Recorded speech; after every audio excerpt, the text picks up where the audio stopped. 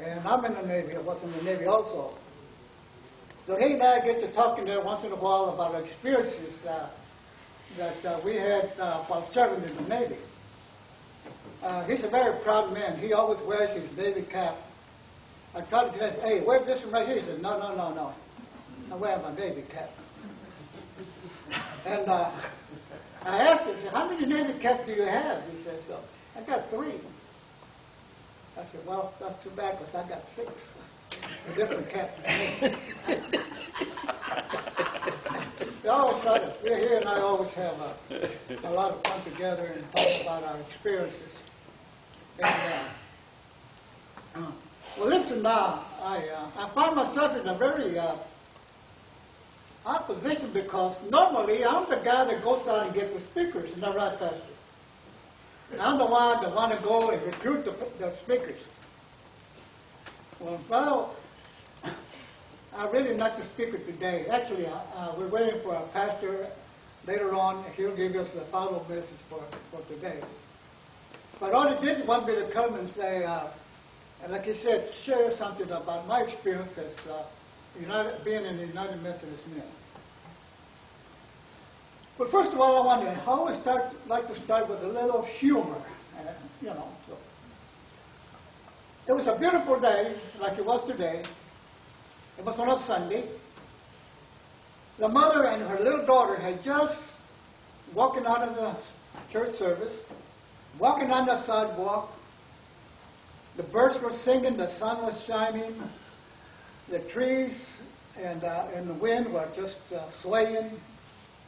And the little girl was so overcome with that beauty. And she said to her mother, oh, mother, look, isn't those flowers beautiful? Look at the trees. And look at the birds singing. And the mother said, yes, sweetie, that's right. And you know what? God made all of that. Oh, she said. Well, that's good. And you know what, Mom? He did it all with his left hand. The mother stood back a little bit and said, sweetie, what do you mean he did it all with his left hand? Oh, yes, Mom, because Jesus is sitting on his right hand. That's what happens. It just goes right over everybody's head.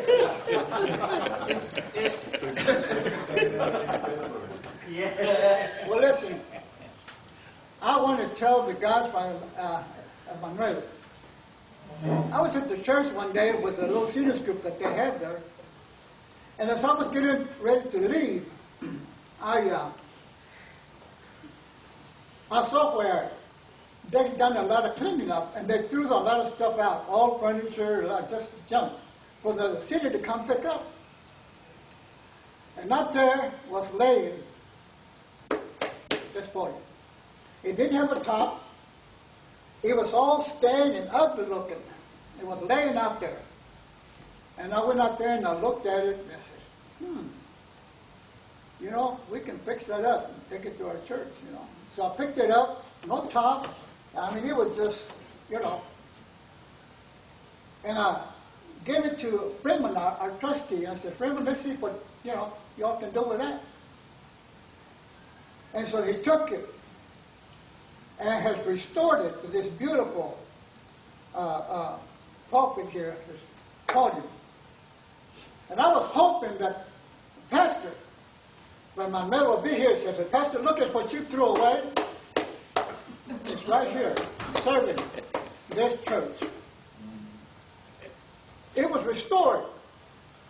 And I couldn't help but thinking how God has been restoring many things in my life. He has restored my eyesight, because now I see things that I wasn't seeing before.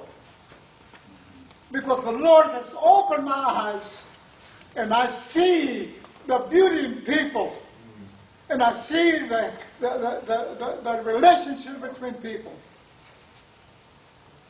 Amen. He has restored my hearing. Even though I wear hearing aids, sometimes people say, You still can't hear. They're right back here. He tells me, can't you hear, Bob? But he can restore my hearing too, because I can open my scriptures and I can look at it and I can hear what the Lord is saying to me. Amen. Amen. Used to before I just read right through it, but now I can see and I can hear what he is saying to me. I wish he would restore. I'm getting a little thin. I wish he could restore that too. But that's okay. I just wear my hat.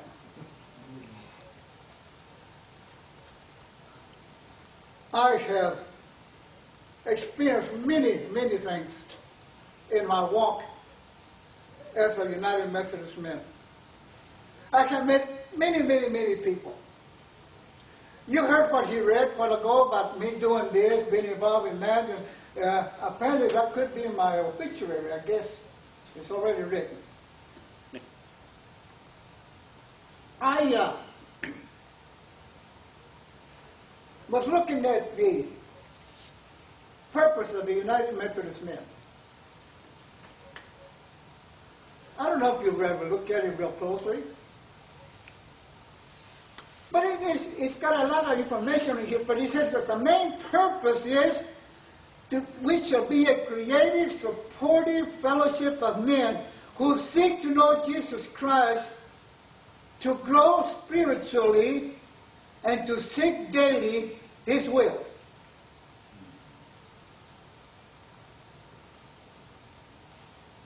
And it's got a lot of other things here. And as I look at it, I said, where do I stand? How much of this calling, this discipleship that He calls us to be, how much of that have you, Rudy, fulfilled? Maybe it's not time for me to retire, because He's still got a lot of things that He calls me to do. And if He calls me to do, He's calling you to do the very same thing. Amen.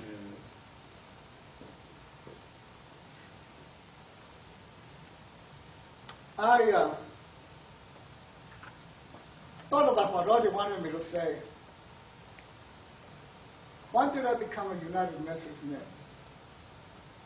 I don't know, because maybe that was the only thing that motivated me in the church, that I saw the fellowship. Plus, we used to eat pretty good. That's another motivation, by the way. You know, maybe that's why some of you are Methodist men, because as a matter of fact, some of you could lose. No, never mind. I won't go that route.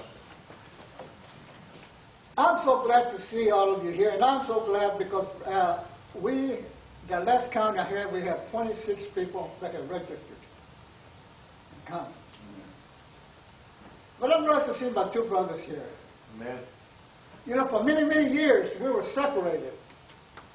My older brother was ministering over here, my younger brother was in another state, and so on and so on. And through the years, we would get together just once in a while.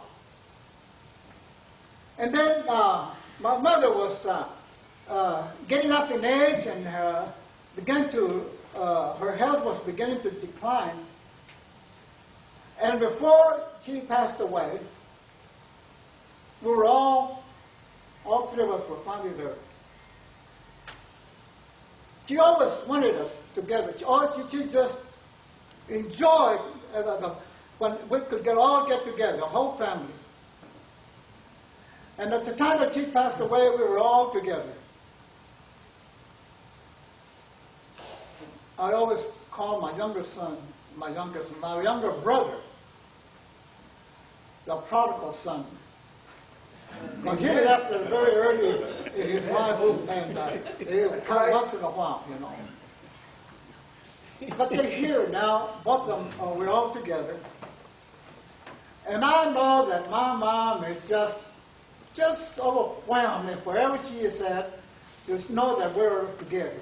Amen. Okay? So thank you. Even though they hardly ever invite me to go eat with them, they go off and they eat. And they call me and say, hey, Rudy, we're at so-and-so eating. Why don't you call me before you go? Is that telling you something, Rudy? Yeah,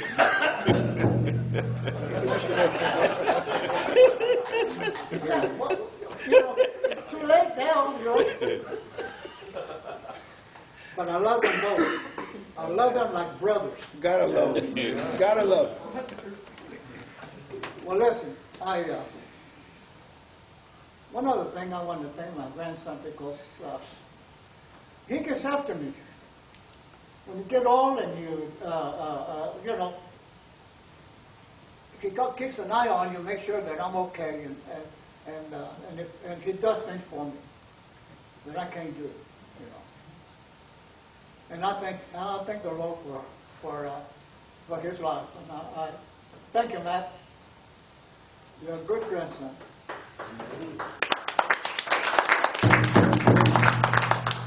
And the thing that really overwhelms me about him is that he's in church. Amen. He's here every Sunday. Amen. He handles the video, whatever it is, all that shit. He's always doing something. Amen. I hope I have set a good example for him. Yeah. Because that's what we're all about as Amen. United Methodist Men. We are to set good examples. And as already alluded to earlier, in James, the first chapter 1, verse 20, to be ye doers of the word, and not just hearers only. Amen. And that's what sometimes we fall short.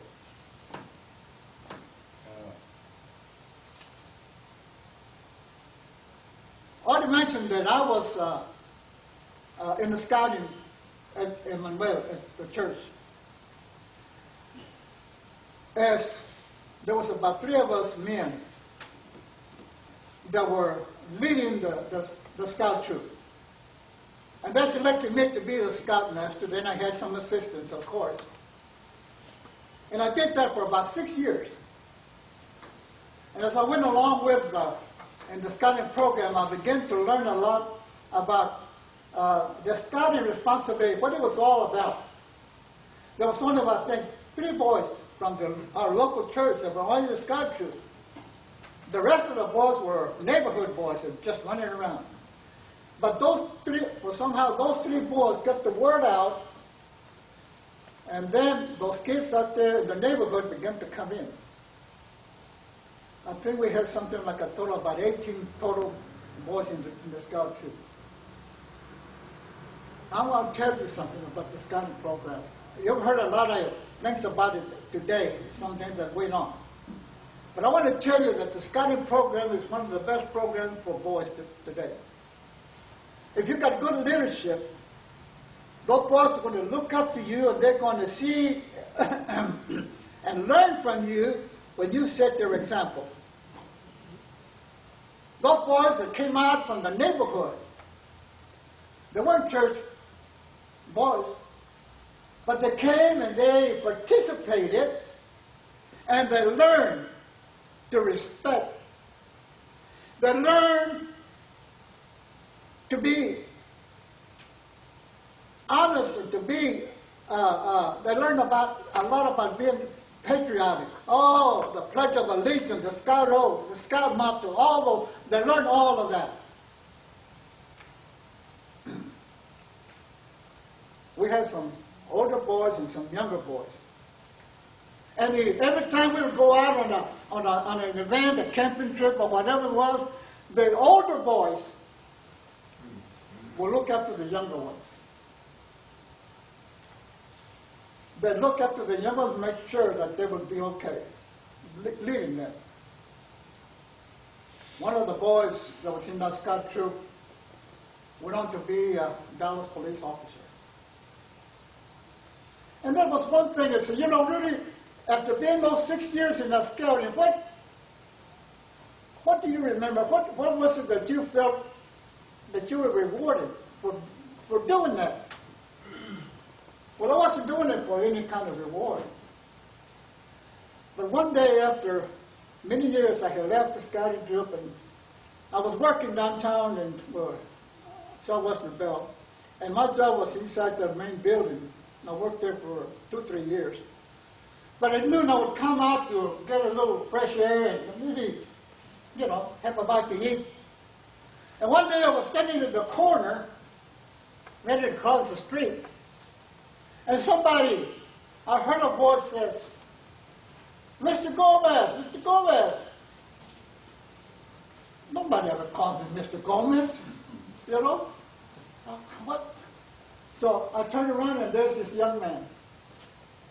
He walked out to me and, Mr. Gomez, did you remember me? I said, I don't. He said, I was one of your Boy Scouts. I was one of your scouts. I was in your troop. Don't you remember me? And he told me his name, and I remember that. Very respectful. He came and we shook hands. I asked him how he was doing. And, you know, I was so pleased. I said, you know what? All those years that I was in the Scouting program, this is the highlight. When this young man came to me and said, Mr. Gomez, I was one of your Boy Scouts. And that was a thing that I will never forget. You can give me all kind of patches and medals and all of that, but when he said that to me, I knew that I must have had an impact on somebody's life. Because, see, that's what we're all about, the Methodist men. We're all supposed to make an impact on people that we meet, people that we associate, especially the young men. You see, our ministry is not just to men, but it's also to the young boys, too.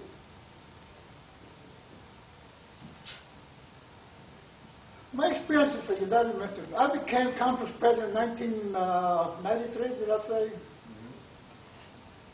And I was at one of the annual conferences. You guys from Oklahoma, you know annual conferences. It's always outside in the arbor, so forth. And they always have a time where they honor or they recognize pastors that have gone on to be with the Lord or their family member. And they always say some nice things about that person. Why don't they say those nice things about those persons when they're living? Amen. Amen. And I've already said some nice things about me when I'm alive. Thank you, Artie. So I got to wondering, I said, you know, we have some senior men in our conference that are way up in age. I said, you know what, we need to recognize those seniors. So I talked about it, and we decided that we would have a men's banquet on a Saturday at the annual conference. And I said, you know, we were 4 districts then. I said, one man from each district. I want the pastors or the DS to select that one person. And we're going to honor that person at the banquet. But here's the thing. The men had to be at least 55 years or older. Brother Billy, it has to be at least 55 years or older. Amen. Yep. It doesn't have to be an organized group of men in the church. But that man will go out there and he'll paint inside the church. He'll pick up the trash. He'll mow the lawn. And he does all different things. That's the men we want to honor. And believe it or not, we've got 2 or 3 of those men in this church today. Yes. Who devote their time and their talent. And a lot of work, a lot of things have been done in this church. And there's some men sitting back that have done a lot of it. At this banquet, this is the thing about this. There was a church in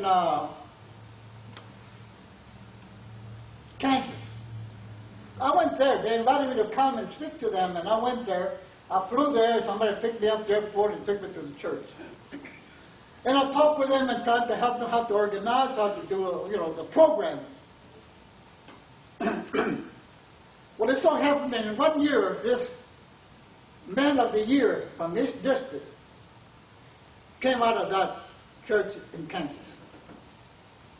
His name was Bill Gardner. I don't know if some of you remember from OIMC. Bill Gordon was his name. You look at him and you could say that, well, he's Anglo, but he had Native American heritage on. He and his wife and those group of them would always come. And at the banquet, he was one of the selected from that district. And so he came and we honored him and gave him, I think it was a plaque or was, I forget what it was. And he was so glad. Well, 2 or 3 years later, 2 years maybe, at our annual conference, his wife came to me and said, Rudy, I want to thank you. Bill had passed away that following year. See what I mean? I want to honor them before they passed. She came to me and she says, Rudy, Bill was so proud, so honored to have been recognized by the United Methodist Men. Well, I said, see, Rudy,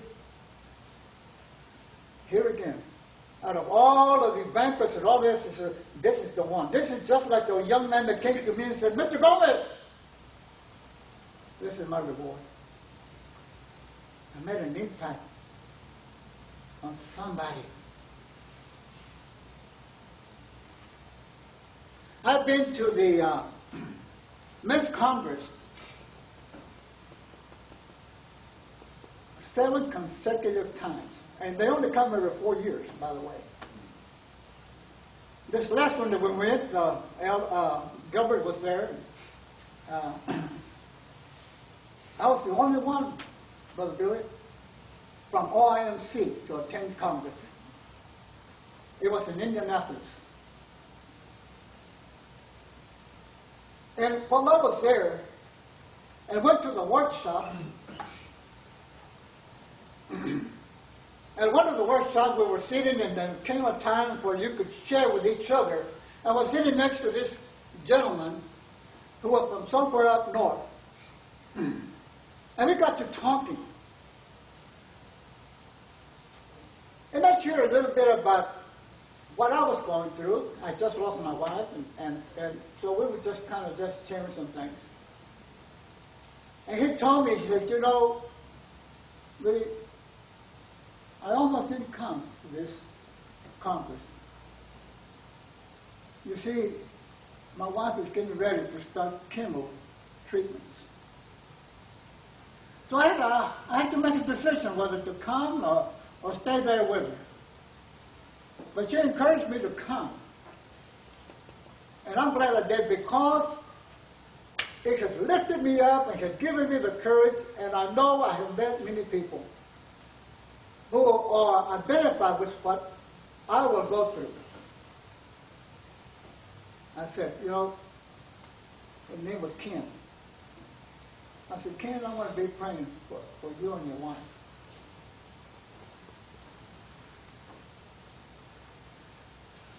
And so after we separated, he gave me his address and emailed me, and we sent in a message to him. Let him know that we were praying for him. And he responded back saying, thank you. And he would give me some information how things were going in his life. His wife had started the chemo. As time went on, we communicated a couple of other times, and our communication had ceased. But I remember what he told me. I remember the promise that I made to him that I would pray for his wife and for him as she was going through these treatments. You know what? There's just one incident, one thing that happened at this congress. Every year I meet somebody. One year in Nashville, I met a man who came from the New York area. He was a Native American, Oneida. You ever heard of the Oneida tribe? They're up in the north. And we talked, and he shared some things with me. And he said, you know, the sad thing about our tribe is that we have lost our language. He says our tribe was flourishing. We owned Manhattan. We owned all that land out there. And we lost it. We lost our land. And now we've lost our language.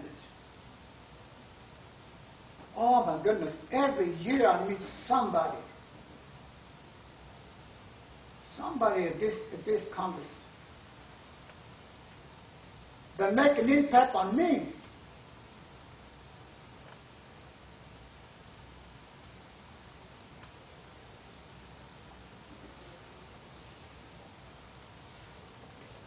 As I began to come to those, what they call the twilight of your years, I reflect on a lot of things that have happened in my life. And I thank God for all that He has done for me.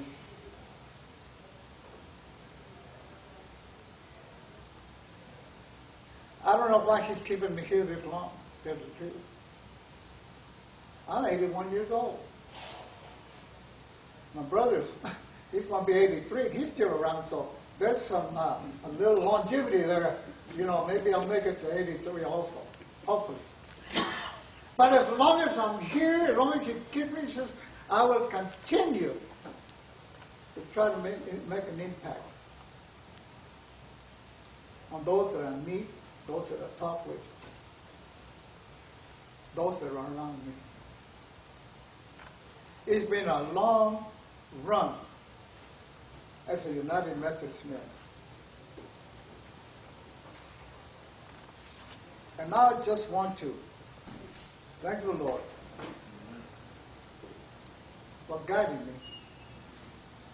Like I said, I've met many, many men. Oh, there've been some tough times, believe me. I was conference president, so we have Nashville conference president get to meet. And I went to this one meeting, and they were getting ready to set the program for the conference. And I put the word out. Is it possible for our men from the OIMC to sing at the Congress in front of 5,000 men? Is it okay, Jim? We can do it. Well, I don't know, Rudy. Can you send me a tape so we can hear what they sing us? We don't do tapes. You know, we don't do sheet music. We sing in the heart. Well, I knew right then and there that, you know, it wasn't going to happen. But as I talked to some more leaders, okay, we're going to go ahead and put you on the program.